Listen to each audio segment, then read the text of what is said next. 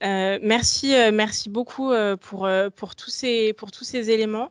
On a échangé sur énormément de points et pendant toutes ces discussions, du coup, on a eu pas mal même de questions qui nous ont été posées par l'audience. Donc du coup, on va s'arrêter un petit peu sur ces questions-là. Ninon, je te laisse peut-être prendre la parole. Alors, première question de Gaët Gaët.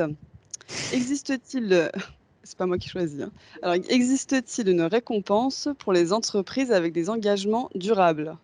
Donc, ça, j'imagine que la question peut être posée à Suzy. Alors malheureusement, je n'ai pas la réponse. Je ne connais pas la réponse à cette question parce que nous, on est vraiment sur des engagements, on va dire, plutôt réglementaires. Donc plus du coup sur la punition que sur la récompense.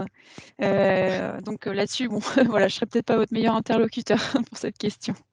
Je ne sais pas si quelqu'un d'autre aurait peut-être la réponse. La récompense, c'est la gloire, c'est des salariés embarqués, motivés, c'est de la rentabilité, c'est un EBITDA plus élevé et inversement. Donc, il n'y a rien de particulier à part la croissance et le fait de participer aux prochaines années. Après, il y a l'inverse, il y a effectivement les sanctions, donc ça peut être réglementaire, mais sur les sujets de com engagés, il y avait pendant très longues années un prix qui s'appelait le prix Pinocchio, qui récompensait les plus gros greenwashers. Donc, en général, il y avait une banque, il y avait un grand distributeur, etc. Voilà, ça existait pendant 5-6 ans. Ça a un peu disparu depuis 3-4 ans. Mais c'était quand même super bien. C'était organisé par les Amis de la Terre. Voilà, et on se marrait bien. Merci beaucoup Thomas pour cette réponse. Alors, on a une deuxième question de Anne Battestin. Ne pourrait-on pas imaginer de construire une sorte de palmarès des entreprises qui apportent le plus d'informations et d'aide à la promotion du développement durable?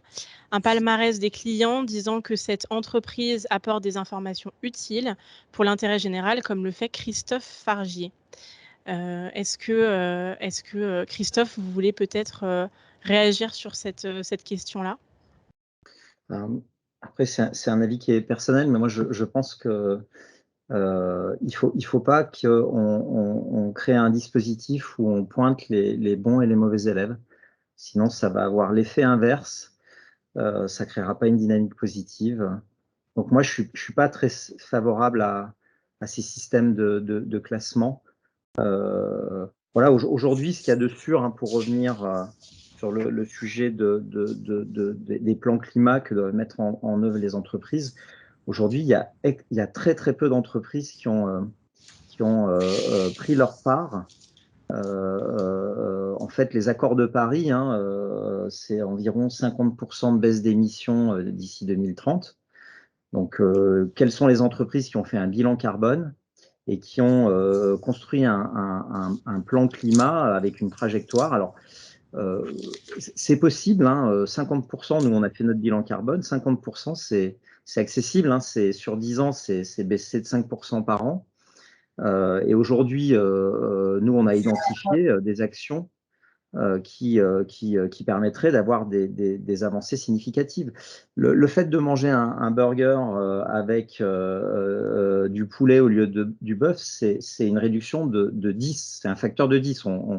L'émission du bœuf, c'est 40 kilos par kilo de CO2 par kilo de viande, le poulet, c'est 4. Nous, on va travailler sur la création d'une filière de bouteilles consignées. Alors, c'est un projet ambitieux qui va s'inscrire dans la durée et qui va nécessiter un travail collaboratif avec d'autres brasseries et puis avec les acteurs du territoire, mais il y a des solutions. Il ne faut pas désespérer.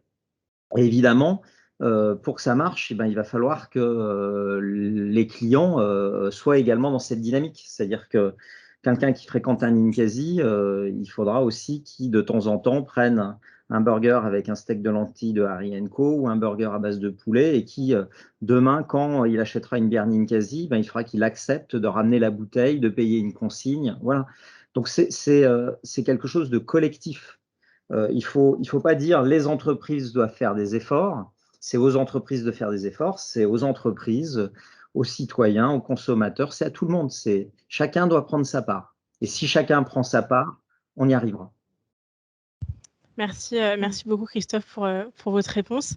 Ninon, je te laisse la suite pour l'autre question. Alors cette fois, on a une question de... est-ce que vous pouvez juste, s'il vous plaît, merci. Voilà, donc on a une question de Anne Battestini. Alors, dans quelle mesure une entreprise responsable de la situation peut-elle faire une forme de mea culpa? Si quelqu'un veut répondre à cette question. C'est essentiel, c'est obligatoire. C'est-à-dire que, et elle doit expliquer pourquoi elle se transforme. Et on sait que tous les processus de communication de crise partent au départ de j'avoue ma faute, j'explique. Après, pour vous trouver des exemples, je vais creuser, mais évidemment que elle doit expliquer que le monde a changé, qu'elle va apporter de nouvelles solutions et qu'il faut arrêter de consommer parfois ces produits. C'est évidemment l'exemple fabuleux de Patagonia qui en 2011 fait une pub dans le New York Times que le monde entier connaît qui dit Don't buy the jacket, pour parler surtout de la réparabilité, de l'économie circulaire et voilà. Mais moi j'ai prévu des campagnes pour certains de nos clients où ils vont conseiller d'arrêter, je ne vous dirai pas pour qui, hein, de prendre la voiture pour aller acheter une baguette à 800 mètres, quoi. Voilà. Mais et de se remettre en question. Voilà. En fait, la communication d'une entreprise, d'une marque, c'est souvent un peu comme la communication entre deux personnes. Voilà. Si je fais une erreur, il faut que je m'excuse et il faut que je dise que je vais changer et qu'est-ce que je fais réellement pour changer, évidemment. Je rejoins totalement le discours de Christophe tout à l'heure, qui est de communiquer que sur des preuves et pas sur du pipeau, parce que sinon c'est une erreur, c'est du greenwashing et c'est un retour de bâton immédiat. Merci beaucoup Thomas. On va passer du coup on a deux dernières questions. La première qui a été posée par Honorine Synthèse. Quels sont les canaux les plus efficaces en com engagé selon vous? Audrey, est-ce que vous avez une réponse pour nous sur cette question? Le street marketing, par exemple. Ok, ouais. Voilà. Qui est même utilisé du coup par les associations comme le collectif, j'ai oublié le nom, sur les femmes, ça va me revenir, voilà, qui est utilisé par les artistes de rue, etc. Donc c'est des infos qui passent bien, je trouve. Ouais. Et après, sur le reste, les réseaux sociaux, là où en fait on essaye de toucher les jeunes, je pense que c'est plus les jeunes qui vont amener un mouvement de changement que des personnes qui ont déjà des habitudes ancrées depuis 30, 40, 50 ans. Même s'ils reconnaissent leur tort, c'est plus compliqué de changer quand ça a été fait comme ça pendant des années. Voilà. Merci Audrey. Suzy, vous, au niveau des bonnes pratiques que vous pouvez recommander, est-ce qu'il y a des canaux de communication un peu plus, peut-être plus efficaces que d'autres que vous recommandez en particulier? J'allais rebondir justement sur ce que disait Audrey. Moi, je dirais que la communication engagée, ça demande aussi de l'interaction en fait avec les publics. Si on veut que ça fonctionne, il ne faut pas juste passer son message et aucune possibilité de répondre à la marque en fait. Donc je pense que c'est pour ça que les réseaux sociaux là-dessus sont très efficaces, parce qu'il faut réussir à créer une relation en fait avec les personnes avec qui on communique et qu'elles puissent répondre et qu'on puisse construire un dialogue en fait avec elles. Je pense que c'est là où c'est le plus efficace et où la campagne aura le plus d'impact. Surtout si l'entreprise veut montrer sa bonne foi, veut montrer qu'elle fait un vrai mea culpa, c'est créer cette dynamique en fait avec le public. Donc je suis assez d'accord, pour moi je pense qu'effectivement street marketing, les réseaux sociaux, je pense que ça fonctionne bien. Voilà, après voilà. Merci Suzy. C'est vrai que pour le coup, la transparence, elle doit être dans les deux sens. D'un côté, dans le message que donne l'entreprise et en même temps dans la possibilité qu'elle donne de répondre. On a une toute dernière question du coup. Aujourd'hui, comment faire évoluer son entreprise tout en conservant ses principes? Est-ce que l'un de vous veut réagir sur cette question-là? Peut-être Christophe, je ne sais pas si en tant que chef d'entreprise, est-ce que pour vous c'est possible, et surtout comment on fait pour faire évoluer son entreprise tout en conservant ses principes? C'est pas compliqué. C'est pas compliqué, mais je pense que ce qu'il faut, c'est être clair sur ses principes. Donc, c'est la notion de raison d'être, de mission, de valeur. Je pense qu'il faut faire ce travail d'être clair et que tout ça soit bien partagé. Et après, c'est un socle sur lequel on construit la transformation. Moi, je crois qu'il y a une vraie nécessité aujourd'hui, parce que ça fait partie des enjeux dont on a peut-être moins parlé, mais toute la dimension sociale. L'entreprise est un espace qui doit permettre aux gens de s'épanouir, de grandir, de révéler leurs talents, leur potentiel. Et donc, il faut laisser énormément d'autonomie et de responsabilité. Donc, finalement, ces principes, c'est un cadre à l'intérieur duquel on va donner beaucoup d'autonomie et de responsabilité pour que les gens qui travaillent dans l'entreprise puissent être acteurs de cette transformation. Et quand je vous parlais, il y a beaucoup d'initiatives, il y a beaucoup de choses qui se réalisent parce que les équipes se sont appropriées les sujets et ils les portent. On n'est pas dans un mode de fonctionnement où vous avez un dirigeant qui donne des ordres et puis des personnes qui exécutent. C'est plus comme ça que ça fonctionne, une organisation humaine. Une entreprise au XXIe siècle, c'est plus une entreprise du XIXe.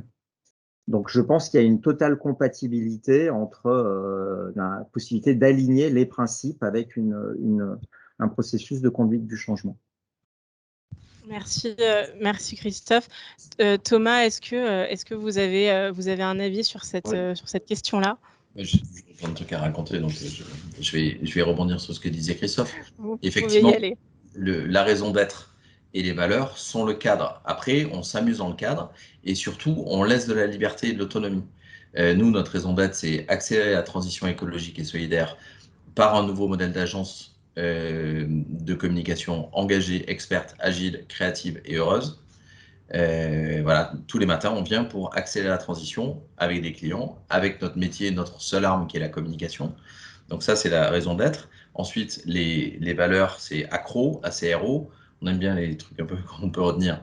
Donc ambition, on voit ça, effectivement. Ambition, curiosité, responsabilité et optimisme. Voilà. Et après, laissons beaucoup de liberté à tout le monde parce que tout le monde doit s'exprimer. Et moi, j'ai une vision très humaniste de l'entreprise. Et mon objectif, l'évaluation de la bonne santé de mon entreprise, c'est ce que j'ai fait il y a 2 jours. C'est je fais moi tout seul avec les stagiaires, nous on est une quinzaine. Je fais un entretien d'évaluation de fin de stage avec les stagiaires. Et j'attends qu'une phrase pendant 1 heure d'entretien, c'est « j'étais content de venir tous les matins ». Et si les stagiaires disent ça, c'est qu'ils ont appris plein de choses, qu'ils étaient heureux, qu'ils avaient des bonnes relations, qu'ils ont bossé sur des clients intéressants, etc. Et je considère que l'entreprise est vraiment un espace d'émancipation individuelle et collective. C'est marqué dans les slides de la présentation d'agence. Je ne vous raconte pas ça parce que vous me posez la question, mais c'est un espace d'émancipation, c'est ce que disait Christophe. Moi, créer cette entreprise m'a transformé. Et je vois des stagiaires qui viennent pendant 6 mois et qui repartent après, mais c'est des musclores, ils ont appris plein de choses, ils s'intéressent énormément parce que dans le accro, c'est le C, c'est curiosité. Il faut qu'on soit curieux, voilà, qui sont aussi ambitieux, qui ont envie d'avoir une belle carrière dans la communication engagée. Donc, et je crois beaucoup à l'entreprise libérée. Alors, vous regarderez un peu si vous vous intéressez à ces concepts-là. Je ne considère pas que l'agence Mue est une entreprise libérée parce qu'elle ne sera jamais libérée totalement, mais en tout cas, évidemment qu'on est plus épanoui, qu'on ait 25 ans ou 49, quand on est autonome, quand on prend ses responsabilités, quand on fait ce qu'on a envie de faire à la journée. Moi, j'ai une associée, puisqu'on est 2, un homme et une femme à la tête de l'entreprise, qui est arrivée il y a 7 ans et qui a créé sa carrière dans la boîte, qui a pris des responsabilités, qui a travaillé sur de nouvelles offres, qui a un impact fabuleux sur les clients. Donc, voilà, ça doit être un grand espace de liberté dans un cadre qui soit le plus désirable possible Et ça ne doit pas bouger. C'est-à-dire qu'il y a quand même une vision au départ, il y a 12 ans, quand je crée l'agence, qui est de dire, voilà, il y a un gros sujet qui va nous arriver. La transformation digitale, c'était un apéricube. Maintenant, il faut qu'on transforme l'économie. Voilà. Et la communication, qui est le seul métier que je sais faire, est un accélérateur extraordinaire. Donc, il y a 12 ans, j'ai un peu défini un cadre. Et maintenant, on s'amuse dedans, on rigole, on saute partout. Et on a des clients aussi qui s'amusent beaucoup. Hein. Je vais parler de 2 clients, un dans le bio, un dans l'énergie.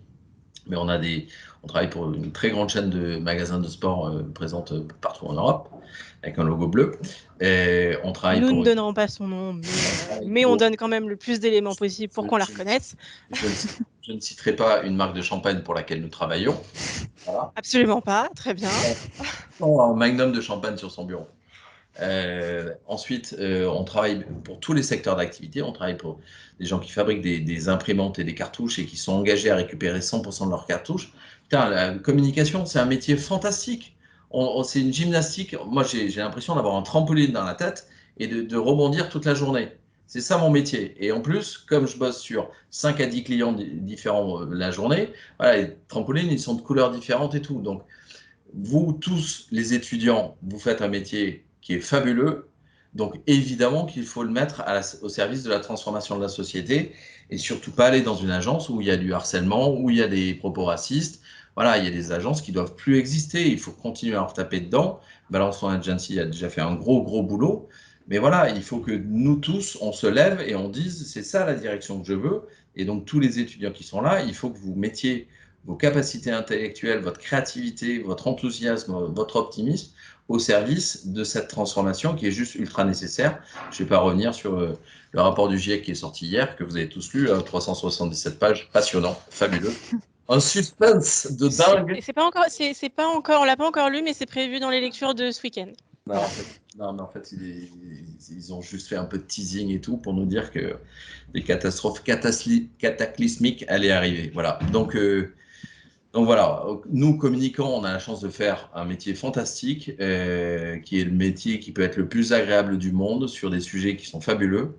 Donc voilà, il faut aller dans cette direction-là, il faut se lever et dire impactons, et tous les matins, on doit arrêter de bosser sur des SUV et sur des produits dégueulasses et pousser dans cette direction-là et adhérer ou en tout cas liker pour un réveil écologique, questionnez vos professeurs, questionnez les entreprises qui veulent vous engager, vous embaucher. Nous, il y a des clients qu'on refuse, évidemment. Donc voilà, des gens qui ne sont pas cohérents, qui veulent notre connaissance de la com RSE pour justement commencer à faire des campagnes de greenwashing. Donc tant pis, on gagne moins d'argent, mais en fait on s'en fout parce qu'on est bien, on est heureux tous les matins quand on se lève. Donc voilà. C'était mon cri de guerre pour tous les étudiants. Eh ben, merci beaucoup Thomas pour ces belles paroles inspirantes pour tous les communicants ou futurs communicants qui sont avec nous ce soir autour de l'écran. On arrive au bout de notre webinaire et avec Ninon, on va laisser la place à Nadia qui va venir conclure pour nous. Je tiens vraiment à vous remercier tous les quatre pour votre présence et pour ces échanges. En tant que communicante en études, en alternance, voilà, en devenir, ça a été extrêmement intéressant et enrichissant et ça donne vraiment envie d'aller plus loin et de s'engager aussi au niveau de la communication. Merci beaucoup et je passe la parole à Ninon pour les derniers mots. Merci Solène. Bah, écoute, je crois que tu en as dit déjà beaucoup, enfin tout ce que je voulais dire en tout cas.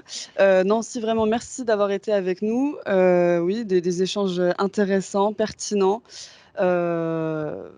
engageants, ou en tout cas qui vont nous pousser, j'en suis sûre, à nous engager bien plus. Donc merci à vous quatre. Et je vais donc laisser la parole à Nadia qui va nous rejoindre pour conclure ce webinaire.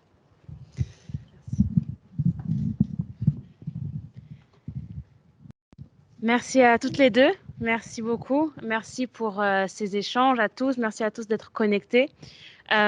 Pour conclure, comme vous nous l'avez confirmé et démontré à travers vos expériences, L'engagement est un phénomène en pleine puissance et qui continue à s'intensifier au fil des années et des événements que nous vivons. L'engagement est la plupart du temps, les entreprises non engagées le sont par un blocage stratégique. Le tout est de trouver des solutions pour lever ces doutes et ces blocages, notamment grâce à un bilan carbone qui permettra de mettre en lumière les intérêts pour l'entreprise. C'est un sujet que vous avez mis en avant ce soir. Le client et les collaborateurs, parce que ça passe par eux aussi. Une fois lancée, la mise en place d'une stratégie RSE prend beaucoup de temps et l'engagement doit passer par un grand travail pédagogique pour le collaborateur, force majeure de l'entreprise, qui viendra spontanément par ce même engagement et ensuite pour le client, toutes les parties prenantes, comme le soulignait Christophe Fargier. Une fois lancé, et c'est aussi un moyen de faire prendre conscience de l'intérêt et de l'enjeu d'une stratégie RSE. Lors d'une prise de conscience dans une entreprise, il est important de rester sur une trajectoire et de ne pas disperser en termes de RSE, de rester concentré. Il peut être difficile de rester centré sur un élément et de rester impactant. Ce qui est important, c'est d'apporter la preuve que l'engagement produit donc des effets. Il faut donc être ambitieux et mettre en lumière les démarches et d'assumer les points sur lesquels nous ne sommes pas forcément bons. La confiance est quelque chose de très fragile et très précieux qui fait de cet engagement un élément essentiel. L'enjeu RSE est immense car il correspond à un risque pour l'humanité. Il est aussi fragile. Ces engagements sont donc nécessaires et essentiels et donc mettre en œuvre des campagnes de communication qui sont vivantes et désirables. Le rôle du communicant, notre rôle, votre rôle, le rôle des prochains communicants est donc de participer à l'imaginaire collectif en essayant de casser cette société de consommation et c'est là que le sujet est difficile. L'enjeu réside là-dedans. Cela suppose aussi de changer le système des agences et d'être tous très ambitieux et très humbles face aux défis que nous devons tous relever. Le rôle du communicant est donc central dans cette pédagogie qui est aussi un des piliers de cette démarche. Un sujet de l'indépendance, d'une structure et ou des convictions communes de chacun, des actionnaires est central également. En effet, s'il existe un conflit d'intérêts entre la rentabilité de l'entreprise pour satisfaire les actionnaires, la notion d'engagement est largement compromise. Grâce à vous tous, ce soir, nous avons pu prendre et nous rendre compte de l'importance de l'engagement pour une structure, pour les salariés et le monde de manière générale. Nous pouvons donc espérer tous ensemble que cette thématique n'est pas un phénomène passager, mais une normalité en devenir. Je tiens à remercier l'ensemble des intervenants, Thomas Parouti, fondateur de l'agence de communication Engagé Mieux, Audrey Desmello, fondatrice de l'agence de communication décalée Demel, Christophe Fargier, fondateur et président du groupe Ninkasi, et enfin Suzy Traine, responsable communication pour l'APCC, Association des professionnels en conseil climat et du sommet virtuel du climat. Un grand merci aussi à tous nos camarades et ceux présents ici sur le campus René Cassin à Lyon, qui assurent le bon déroulé de ce webinaire par la communication sur les réseaux sociaux, la gestion du chat et toute la logistique. Merci à vous les artisans de l'ombre. Je vous souhaite une belle soirée et une belle et agréable soirée et merci d'avoir été avec nous ce soir. Merci à tous et bonne soirée. Merci. Merci à vous. Merci, bravo. Vous êtes extraordinaire. À très bientôt. Merci beaucoup. Battez-vous. Continuez à faire des colloques. Bonne soirée à tous. Merci.